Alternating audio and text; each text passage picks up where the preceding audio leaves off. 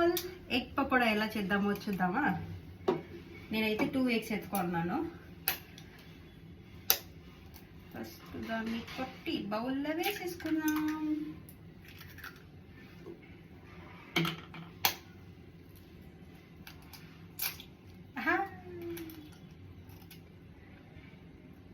Two eggs అయితే beat చేసుకున్నాం కదా, దీనికైతే ఇప్పుడు గ్రామ్ ఫ్లోర్ శనగపిండి వేసేసి మంచిగా మిక్స్ చేసుకోండి.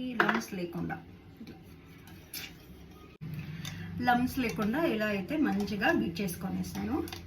ఇప్పుడు దీనికైతే చిన్న చిన్నగా కట్ చేసుకున్న ఆనియన్స్, గ్రీన్ చిల్లీ, మీ కారం ఎంత కావాలో అది చూసి వేసుకోండి. లైట్గా ginger garlic paste,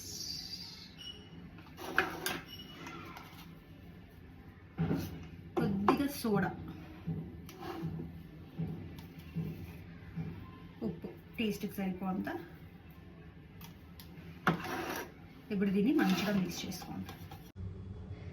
egg pakoda batter అయితే ఇలా రెడీ అయిపోయింది. ఇప్పుడు దీన్ని అయితే ఆయిల్లో ఫ్రై చేసి తీసేసుకుందాం. ఓకే,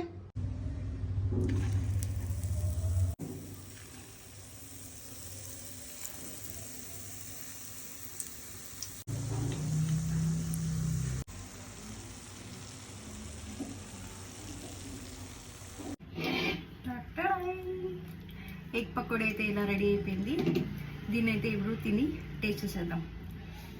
ఈ కోల్డ్ క్లైమేట్కి వేడివేడిగా ఇలా ఈవినింగ్ టైంలో చేసుకొని తింటే స్నాక్స్ అంతా చాలా బాగుంటుంది. తినేకి అట్లే పొగలు పోతూ ఉంది.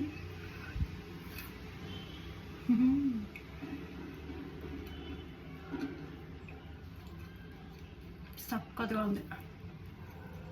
చాలా ఈజీ కూడా ఇది ప్రిపేర్ చేసేది. నేనైతే వీడియో పోస్ట్ చేస్తాను. మీరు ఈవినింగ్ టైంలో ఇలా ట్రై చేసి చూడండి. కోల్డ్ క్లైమేట్కి ఉడుకుడుగ్గా ఇలా చేసుకొని తినండి, చాలా బాగుంటుంది. Thank you so much for watching. Bye.